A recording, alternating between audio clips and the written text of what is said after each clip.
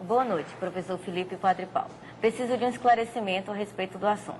Se é válido a consagração da hóstia feita por padres que seguem a teologia da libertação, como nós cristãos podemos fazer frente a essa situação?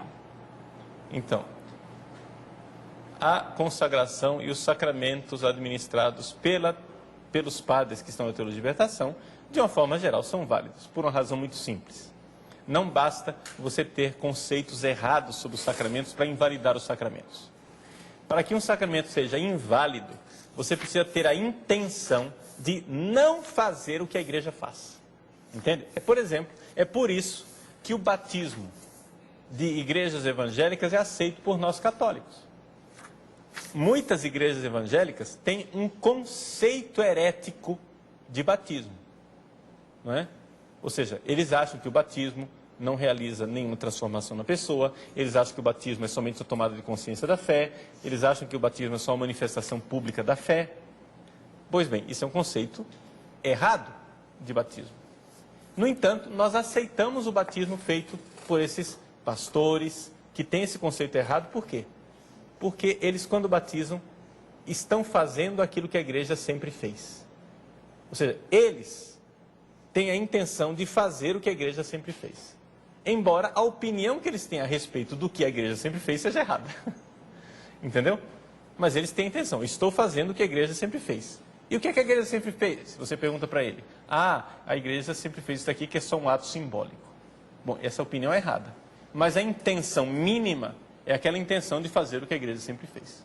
Então, se um padre da teologia da libertação acha que a missa é simplesmente uma celebração da caminhada do povo, não é? Aquela missa vale se aquele padre tem a intenção de fazer aquilo que a igreja sempre fez. Não é? E se ele acha que o que a igreja sempre fez foi celebrar a caminhada do povo, não é? E se o padre não acredita na transubstanciação, na presença real do Cristo na hora que ele consagra, aconteceu a consagração? Acontece a consagração se houver essa intenção mínima. A intenção mínima, digamos assim, a pessoa, você está perguntando para mim, ainda está viva a pessoa que está na UTI com respiração artificial e que está lá controlado os batimentos cardíacos, essa pessoa ainda está viva? Ainda está viva. Não é uma plenitude de vida, não é uma saúde maravilhosa, mas ainda está viva. É o mínimo. Então, qual é a intenção mínima para um sacerdote celebrante? A intenção mínima para um sacerdote celebrante é que ele celebre aquilo que a igreja sempre celebrou. Ok. Agora, Padre Paulo, um sentimento que eu tenho é que um padre hoje, que realmente abraça tudo isso de errado que o Papa aponta, o padre não aguenta ser padre hoje. Porque diante dessa tentação do mundo, a tentação da carne, a tentação do dinheiro, a tentação da glória, se o sujeito não reza, não tem a força do sacramento, ele aguenta ser padre? De O senhor fato, aguentaria ser padre sem viver a sua vida de oração, do ofício divino e a Eucaristia todo dia? de fato, não tem dado muito certo, professor, né? A gente vê, né, dos fatos concretos que são inúmeros aqueles que, por causa disso, deixam o sacerdócio ou que terminam vivendo o sacerdócio de uma forma realmente destruidora internamente. A pessoa não se faz bem. Por quê? Porque ninguém aguenta a duplicidade, né? Ninguém aguenta viver uma ambiguidade. Viver como padre dentro de uma igreja que crê uma coisa diferente daquilo que ele crê, né? Então isso é uma coisa que dilacera a pessoa, que destrói a pessoa por dentro e causa muitas insatisfações, depressões e um caminhão de infelicidades. O que a gente pode fazer por esses sacerdotes, é rezar por eles, é pedir a Deus que nesse ano sacerdotal, tantas pessoas que fazem jejum, que fazem orações pelos sacerdotes, realmente essas pessoas, diante de Deus, apresentando esses sacerdotes, alcancem de Deus a misericórdia e a conversão dessas almas. Padre Paulo, uma outra coisa que o cardeal Ratzinger disse aqui nos seus escritos, o atual Papa, e que me impressionou, ele diz assim, que toda heresia tem um núcleo de verdade.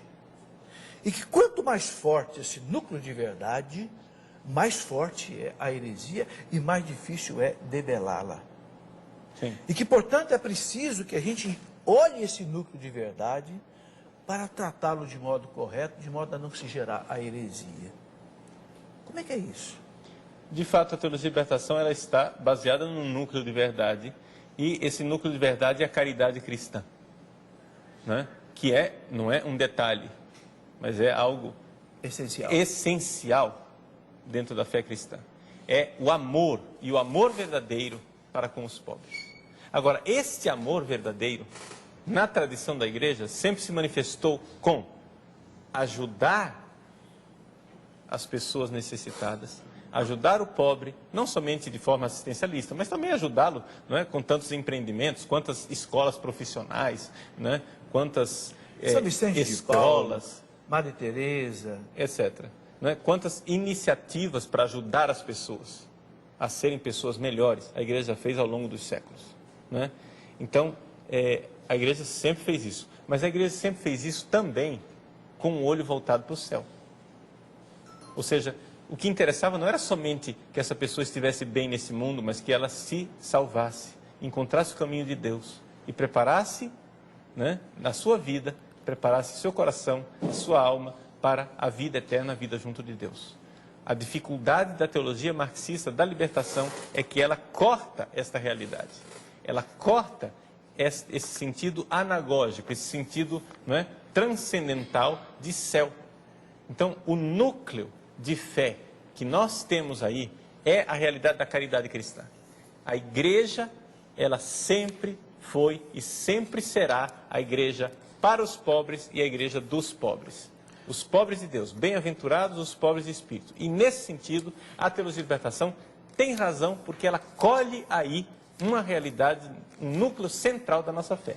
O problema é viver isso achando que quando eu tiver igualdade econômica e um ambiente satisfatório materialmente, eu vou ter o reino de Deus. Mas não é isso. O reino de Deus não é aqui. O reino de Deus não é daqui e não é aqui. É escatológico.